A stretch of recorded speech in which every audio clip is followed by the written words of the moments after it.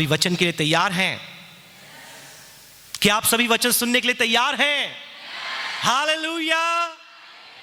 तो क्यों ना हम जोरदार तालियों के साथ हमारे बीच में रेवरेंड डेविड का स्वागत करें। प्रभु के वचन को लेकर हमारे मध्य में वह मुनादी करेंगे।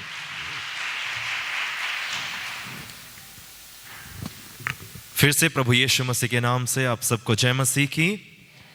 मैं बड़ी आनंद के साथ यहाँ पर उपस्थित हूँ। मैं परमेश्वर पिता का धन्यवाद देना चाहूँगा कि हम सभी को उन्होंने फिर से जीवित रखा है और जीवित कलाम से परमेश्वर जो हमारे लिए रखे हैं वो हम सुनने के लिए जो अवसर हमें प्रस्तुत किए हैं उसके लिए मैं परमेश्वर का धन्यवाद देता हूँ। उनके साथ साथ हमारे बीच में सेवकाई को जारी रखते हुए हमारे बीच में जो वरिष्ठ पासवान हैं और को पास्टर हैं, दोनों को मैं विशेष धन्यवाद देता हूं कि उन्होंने मुझे ये अवसर दिया कि आप सबके सामने कुछ समय के लिए जीवित कलाम से परमेश्वर का वचन को रख सकूं।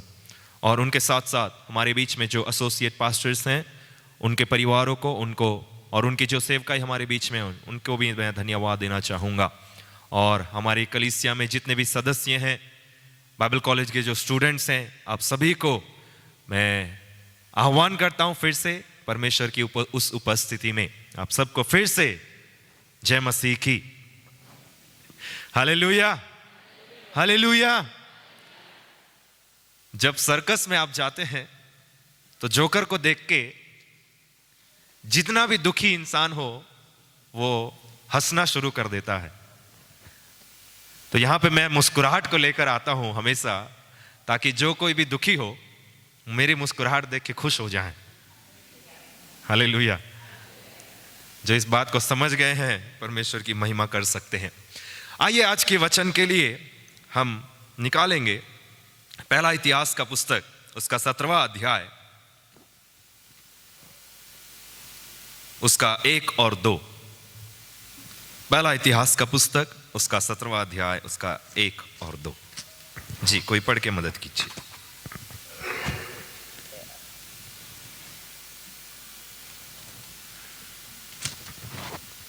जब दाऊद अपने भवन में रहने लगा तब दाऊद ने नातान नबी से कहा, देख, मैं तो देवदारू के बने हुए घर में रहता हूँ, परंतु यहोवा की वाचा का संदूक तंबू में रहता है।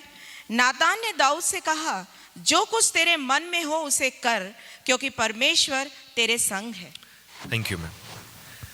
आप सब जानते हैं दाऊद के बारे में, और दाऊद के बारे में ऐसा कोई व्यक्ति नहीं होगा जो उसके बारे में अनजान हो। और यह पहला इतिहास के पुस्तक में दाऊद के विषय में लिखता है कि दाऊद अपने भवन में रहने लगा। दाऊद के जीवन में बहुत सारी कठिनाई परिस्थिति आप सब देखते हैं, लेकिन जब वो भवन में रहने लगा और वो सोचने लगा, एक दिन ऐसे सोचने लगा कि जो मेरा भवन है या मैं जहां पर रहता हूं, जो राजकोट है, वो जो है वो देवदारू लकड़ी से बनी हुई है, और मैं जितने भी सोना या चांदी, जितने भी चीजें मेरे पास है, उन सारे चीजों के साथ मैं इस राजमहल को बना सकता हूं या बनाया हूं। लेकिन वो सोचता है कि जो परमेश्वर की उपस्थिति जहां रहती है, जो तंबू है, वो किससे बना है? कपड़े से बना है। तो मैं क्यों ना, मैं जिस भवन में रहता हूं उससे ज्यादा खूबसूरत, उससे ज्यादा वैभव से भरा हुआ एक मंदिर बनाऊं परमेश्वर के लिए। जब वो सोचता है, मेरे प्रियो, आज मंदिर का महत्व हम बहुत ही आसान तरीके से लेते हैं, लेकिन जब मंदिर का अस्तित्व हुआ सबसे पहले बहुत ही गंभीर रीति से वहां अस्तित्व में आया था मंदिर। और ये तंबू से जब मंदिर बनने को गया तो ये सोच नातान के द्वारा, परमेश्वर के वचन को नातान के द्वारा दाऊद के पास पहुंचाया जाता है। और नातान दाऊद से कहता है कि जो कुछ तेरे मन में हो उसे कर, क्योंकि परमेश्वर तेरे संग है। हालेलुया। वचन के हर पन्ने में दाऊद के बारे में अगर आप देखें तो हर कदम में जो भी निर्णय दाऊद लेता था, परमेश्वर दाऊद के साथ रहा करके वचन लिखा है। और यहां पे लिखा है, जो कुछ भी तू करेगा वो तुझे परमेश्वर क्या करेगा? सफल करेगा। क्यों? क्योंकि परमेश्वर तेरे संग है। लेकिन परमेश्वर ने दाऊद को वो अनुमति नहीं दी कि तू भवन बनाए। उसका कारण अगर आप देखेंगे, देखिएगा 22वां अध्याय,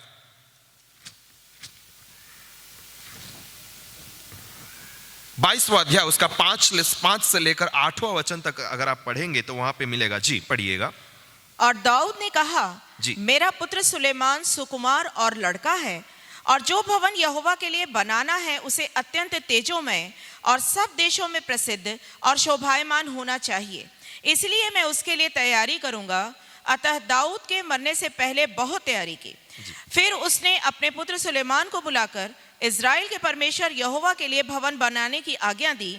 दाऊद ने अपने पुत्र सुलेमान से कहा, मेरी हार्दिक इच्छा तो थी कि अपने परमेश्वर यहोवा के नाम का एक भवन बनाऊं, परंतु यहोवा का यह वचन मेरे पास पहुंचा, तूने लहू बहुत बहाया और बड़े बड़े युद्ध किए हैं, इसलिए तू मेरे नाम का भवन न बनाने पाएगा, क्योंकि तूने भूमि पर मेरी दृष्टि में बहुत लहू बहाया है। देखिए यहां पे कारण दाऊद सुलेमान से चर्चा करते हुए कहता है कि मेरे अंदर एक लालसा उठी थी कि मैं परमेश्वर के लिए एक भवन बनाऊं, लेकिन परमेश्वर ने वचन के द्वारा मुझे कहला भेजा कि वो भवन जो बनाने का अनुमति है वो तुझे नहीं परंतु तेरे बाद एक ऐसा बेटा उत्पन्न होगा जो शांति के साथ राज करेगा और उसी के द्वारा भवन को बनाया जाएगा। क्यों? क्योंकि तूने क्या किया है, बहुत लहू बहाया करके दाऊद के बारे में लिखा गया है। लेकिन फिर भी मेरे प्रियो, दाऊद जाने से पहले कहता है कि मैं जितना अपने तरफ से कर सकूं मैं करके जाऊंगा।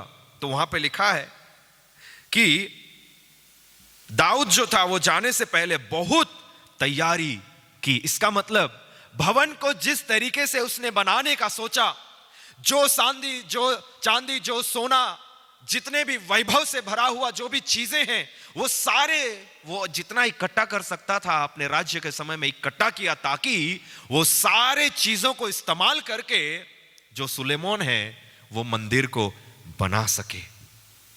और अगर आप दूसरा इतिहास में आ जाएं, दूसरा इतिहास का दूसरा अध्याय में अगर आप आएंगे तो वहां पे लिखा है कि preparations for building the temple करके लिखा। और तीसरा अध्याय से सुलेमान के बारे में लिखा है कि वो मंदिर का निर्माण कार्य शुरू करता है। और तीसरा अध्याय से लेकर 5वां अध्याय तक अगर आप पढ़ेंगे तो जो भवन के निर्माण कार्य का जो प्रक्रिया है वहां पे अर्जित किया गया है। और 5वां अध्याय में आज का जो मुख्य संदेश है 5वां अध्याय और 6वां अध्याय में ही मैं आपके सामने रखना चाहूंगा। देखिएगा 5वां अध्याय उसका 11 वचन से आगे तक पढ़िएगा। जब याजक पवित्र स्थान से निकले, जितने याजक उपस्थित थे उन सबों ने अपने को पवित्र किया था और अलग अलग दलों में होकर सेवा न करते थे। और जितने लेवी गायक थे वे सब के सब अर्थात पुत्रों और भाइयों समेत आसाफ, हेमान और यदुतून सन के वस्त्र पहने हुए, झांझ, सारंगियां और वीणाएं लिए हुए वेदी के पूर्व की ओर खड़े थे। और उनके साथ 120 याजक तुरियां बजा रहे थे। और जब तुरियां बजाने वाले और गाने वाले एक स्वर से यहोवा की स्तुति और धन्यवाद करने लगे और तुरियां, झांझ आदि वाद्यों को बजाते हुए यहोवा की यह स्तुति ऊंचे शब्द से करने लगे, वह भला है और उसकी करुणा सदा की है, तब यहोवा के भवन में बादल छा गया और बादल के कारण याजक लोग सेवा टहल करने को खड़े न रह सके, क्योंकि यहोवा का तेज परमेश्वर के भवन में भर गया था। हालेलुया। यहां पे लिखा है कि जब ये लोग आराधना करने लगे, ये प्रतिष्ठा का समय, इनॉग्रेशन का समय, जब याजक लोग के साथ साथ 120 बजाने वाले एक साथ अपने आवाज को उठाए और क्या जानते हैं कौन सा गीत गाए?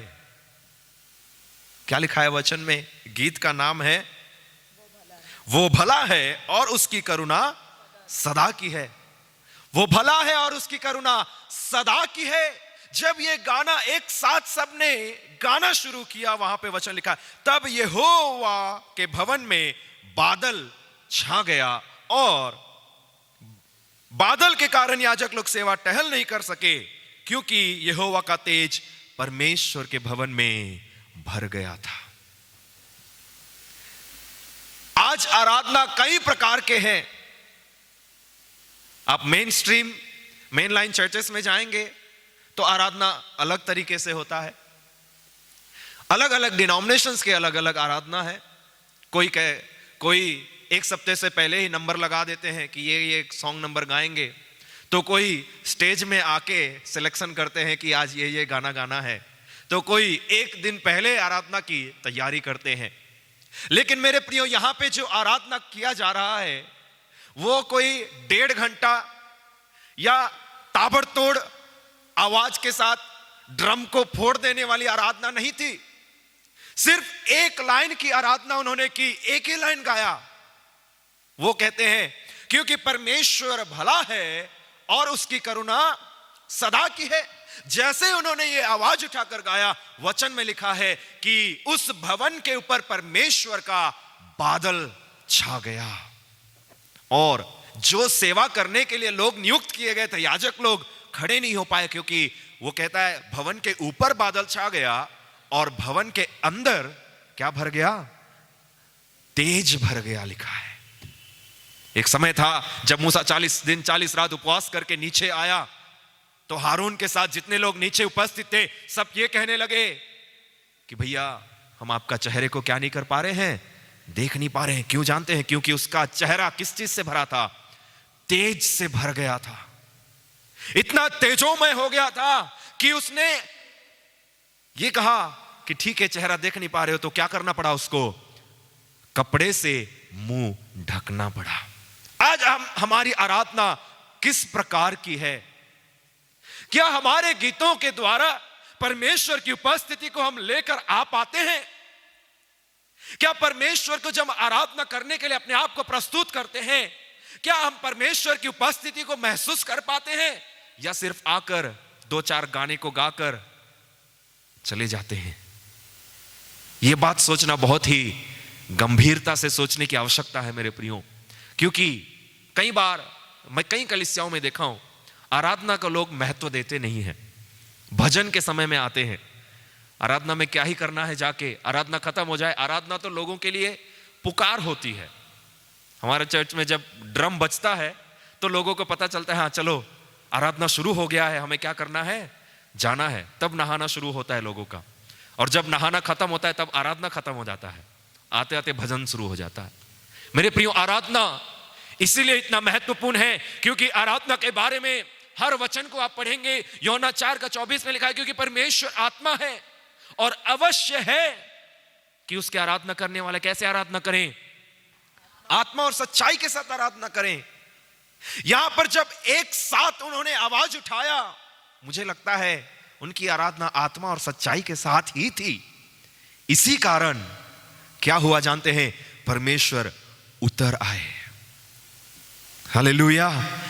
परमेश्वर का भवन में वो परमेश्वर का तेज ऐसे भर गया कि याजक लोग जो सेवा कर रहे थे उनको बाहर निकलना पड़ा। मेरे प्रियो, आज हमारी आराधना कैसे होनी चाहिए जानते हैं? ऐसा होना चाहिए कि परमेश्वर का उस बादल को उतर आ जाना है। परमेश्वर का उपस्थिति, परमेश्वर का तेज हमारा भवन में भर जाना है। ऐसी आराधना होना चाहिए। आज की आराधना में कैसा है? कोई जेब में हाथ रख के खड़ा होता है, तो कोई मोबाइल लिए हुए खड़ा होता है। भवन आज क्या हो गया है? मजाक बन गया है मेरे प्रियो। आजकल भवन में आने से पहले हम अपने आप को तैयार नहीं करते हैं। उन दिनों में मूसा को परमेश्वर बातें करते और कहते कि कल मैं मिलने वाला हूं लोगों से, उन्हें कह दो कि वो क्या करें? अपने आप को शुद्ध करें। कितने लोग ऐसे हैं कि आज सुबह आराधना में आने से पहले अपने आप को शुद्ध, पवित्र और तैयार करके आते हैं? हम अपनी बात नहीं कर रहे हैं, दूसरों की बात कर रहे हैं। दूसरे लोग नहीं आते हैं तैयारी होके, हम आते हैं तैयारी के साथ। लेकिन दूसरे कलीसिया में बहुत सारे कलीसिया ऐसे हैं कि आराधना को महत्व नहीं देते हैं। मेरे प्रियो, अगर आपके जीवन में वचन काम करना है तो आपका जो वचन का नींव है वो आराधना है।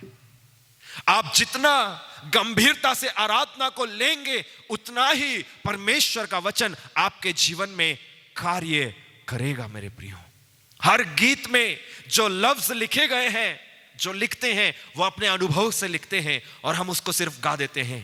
ऐसा ना होने पाए। अगले बार से जब हम आराधना करें, ये निर्णय के साथ आराधना करें कि परमेश्वर की उपस्थिति को मुझे क्या करना है, अनुभव करना है। लोग ये देख कर कह सके कि ये भवन के ऊपर परमेश्वर का क्या है, बादल है। लोग कह सके इनकी आराधना सच्चा आराधना है। दूसरी बात की ओर मैं आपको आगे लेकर जाना चाहूंगा। देखिए 7वां अध्याय उसका पहला वचन पढ़िएगा। जब सुलेमान ये प्रार्थना कर चुका, तब स्वर्ग से आग ने गिरकर होम बलियों तथा अन्य बलियों को भस्म किया और यहोवा का तेज भवन में भर गया। हालेलुया। पहली बात आराधना के ऊपर आप सोच कर देखिए। और दूसरी बात, जब प्रार्थना शुरू किया, 6वां अध्याय का 12वां वचन में प्रार्थना शुरू करके 7वां अध्याय उसका पहला वचन में उस प्रार्थना को अंत करते हुए वहां पे लिखा है, जैसे ही सुलेमान ने प्रार्थना करना बंद किया या प्रार्थना कर चुका, तब स्वर्ग से क्या गिर गया, आग गिरा करके वचन में लिखा है। मैं ये नहीं कह रहा हूं कि हम प्रार्थना करें और आग गिर जाए और हम सबको जलाकर भस्म कर दे। हमारी ये प्रार्थना है कि हमारी प्रार्थना के साथ साथ परमेश्वर की उपस्थिति को भी हमें लेकर चलना है मेरे प्रियो। इसीलिए पहला राजाओं का उसका 18 अध्याय में हम देखते हैं, एलिया के बारे में देखते हैं। एलिया चैलेंज करता है कि कब तक तुम दो मन लेके चलते रहोगे। अगर आप जानते हो कि बैल जो है वो सच्चा परमेश्वर है, उसकी भी आराधना करो। अगर मानते हो कि हमारा परमेश्वर सच्चा है, उसकी आराधना करो। कभी उधर कभी इधर नहीं। फिर आप सब जानते हैं उसके बाद क्या हुआ। चैलेंज किया, चैलेंज के साथ साथ वो क्या करते हैं, सुबह से लेकर शाम हो जाती है लेकिन उनकी पुकार कोई सुनने वाला नहीं होता है। तब एलिया का समय आता है और एलिया जानते हैं, देखिए उस वचन को पढ़िएगा, पहला राजाओं का पुस्तक 18 अध्याय 36वां वचन पढ़िएगा। फिर भेंट चढ़ाने के समय जी, एलिया नबी समीप जाकर कहने लगा, हे अब्राहम, इसाक और इज़राइल के परमेश्वर यहोवा, आज ये प्रकट कर कि इज़राइल में तू ही परमेश्वर है और मैं तेरा दास हूं, और मैंने ये सब काम तुझसे वचन पाकर किए हैं। जी, और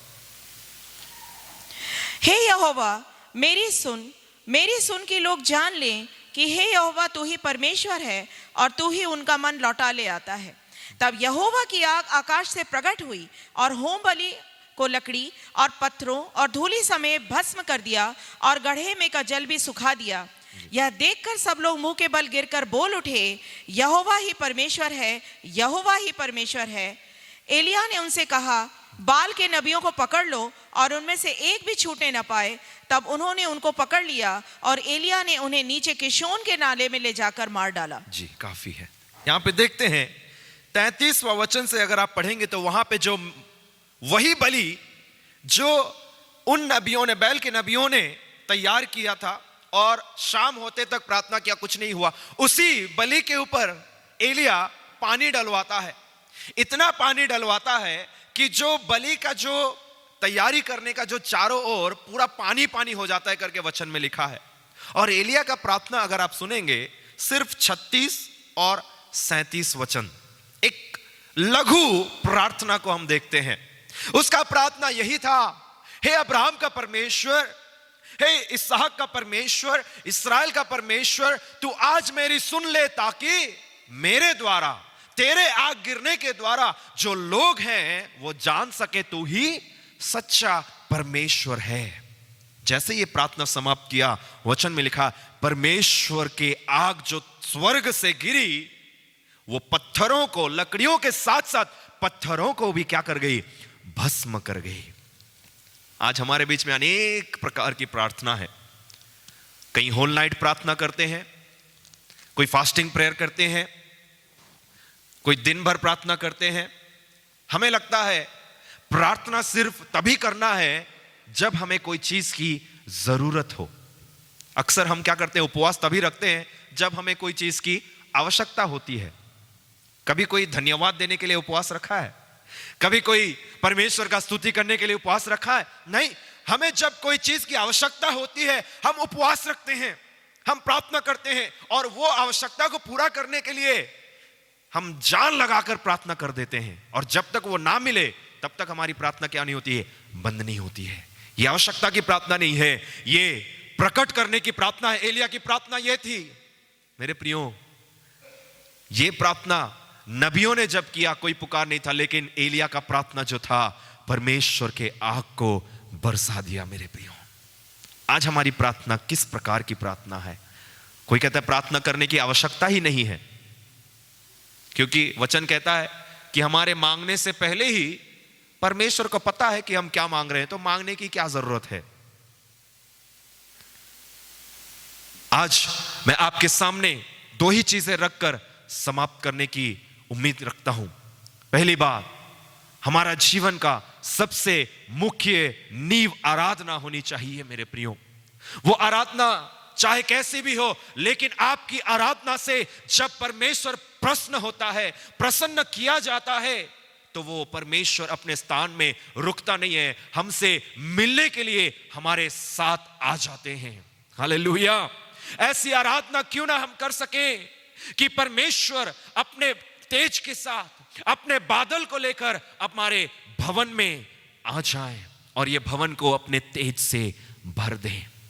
दूसरी बात, हमारी प्रार्थना ऐसी प्रार्थना हो जाए कि आग को अगर आप नए नियम में परिभाषित करें तो आग जो है वो पवित्र आत्मा को दर्शाता है।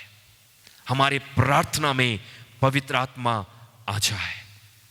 हम जब प्रार्थना करते हैं, ये नहीं है कि हमारी घंटों भर की प्रार्थना शब्दों को सुनाने के लिए हो, हम कितना वोकैबुलरी जानते हैं, या हमारा इंग्लिश कितना पॉलिश्ड है, या हम कितने भारी भरकम शब्दों को अपने भाषा में डाल सकते हैं, ये सुनाना नहीं है प्रार्थना।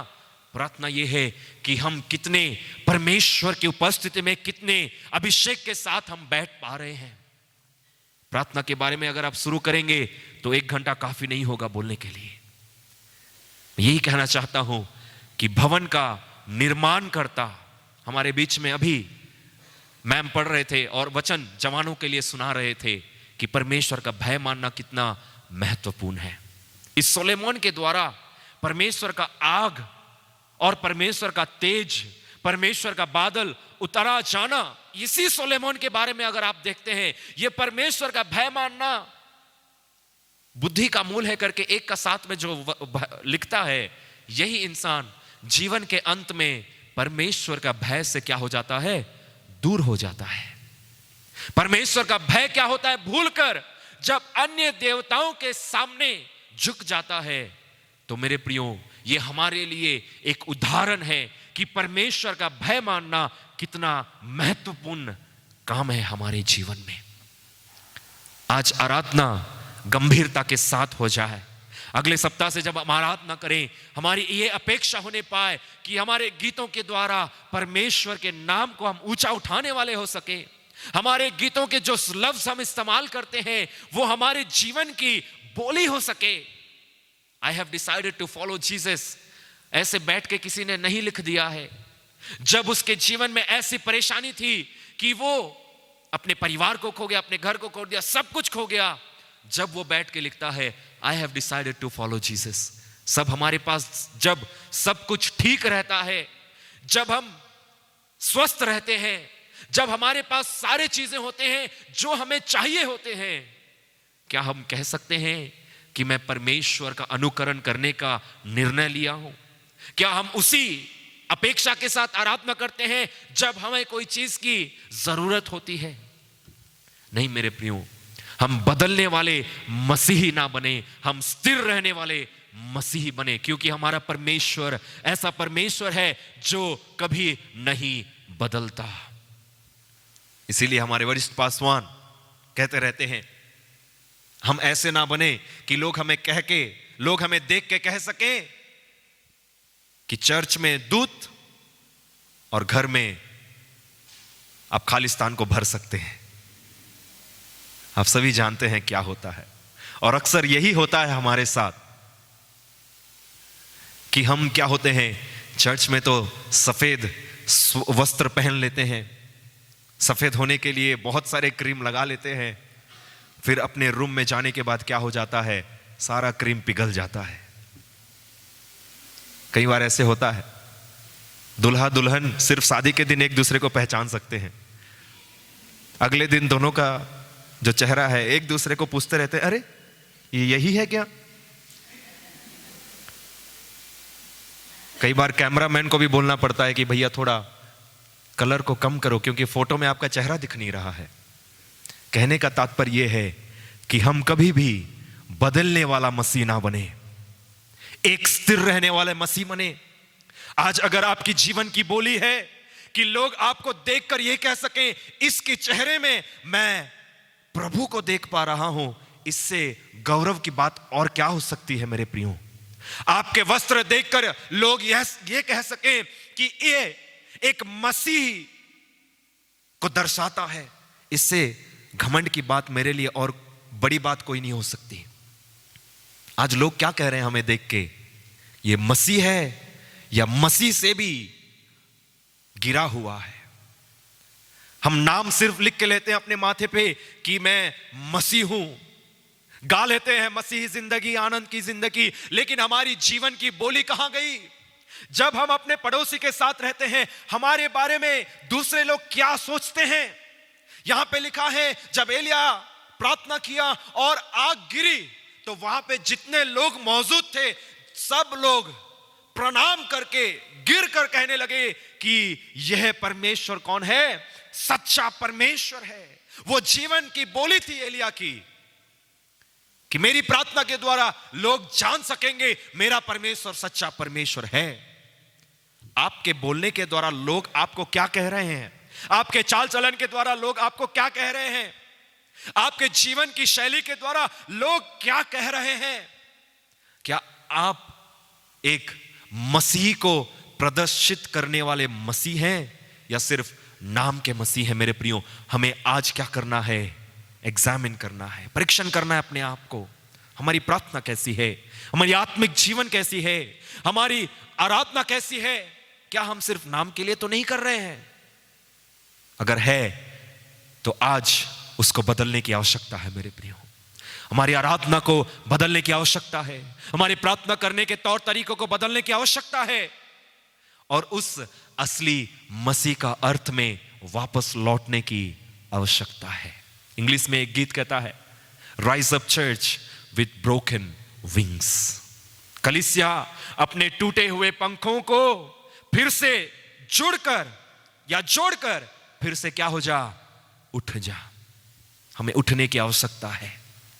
हमारे आराधना में परमेश्वर के उस बादल को देखने की आवश्यकता है।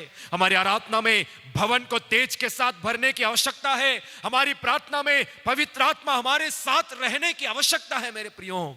अगर नहीं है तो हम अपने आप को ऐसे बना दें, लोग कह सके कि ये सच्चा मसीह है। इसके चाल चलन मसीह को दर्शाता है, इसका चेहरा जो है मसीह को दिखाता है, इसका जीवन शैली जो है मसीह को दिखाता है। उससे बढ़कर मेरे जीवन में उससे बढ़कर और कोई बड़ी बात हो ही नहीं सकती। लोग ये नहीं कह सके कि हाँ इसका बड़ा घर है, लोग ये कहकर मैं खुश नहीं हो सकता कि इसका बड़ा बंगलो है, इसके पास बड़ा गाड़ी है। उससे ज्यादा खुश तब में हम हो सकते हैं कि जब बोल सके ये एक मसीह है। हालेलुया। आज कितने लोग तैयार हैं कि लोगों को बता सकें कि मैं मसीह हूं? उस जीवन को वापस ले आए मेरे प्रियो। इसीलिए इफिसुस की कलीसिया को कहता है, तूने अपने पहले प्रेम को क्या कर दिया है?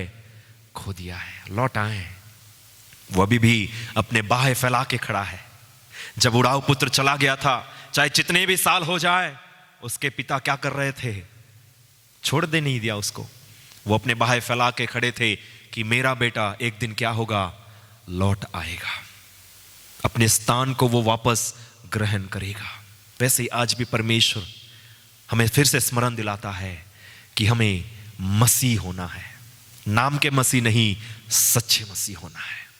क्यों ना अपने आंखों को बंद करें इस संदेश के द्वारा, जैसे परमेश्वर ने हमसे बातें की है। क्योंकि अपने आप को एक समय, थोड़ा समय परीक्षण करें और बोलें कि मेरा जीवन मसीह जीवन हो जाए। मेरी आराधना परमेश्वर की उपस्थिति को लेकर आने वाली आराधना हो सके, चाहे वो एक लाइन की आराधना ही क्यों।